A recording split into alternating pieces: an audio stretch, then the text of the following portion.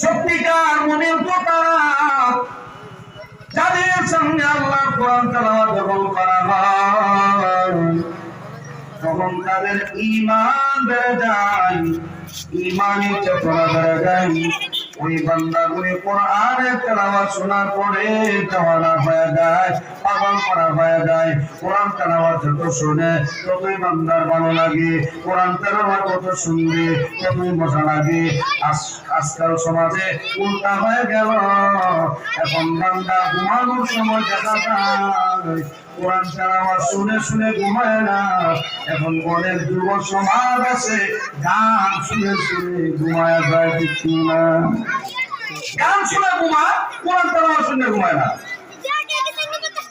গান বড় ভালো লাগে, কোরআন তেলাওয়াত শুনলে অনেক মানুষ এমন আছে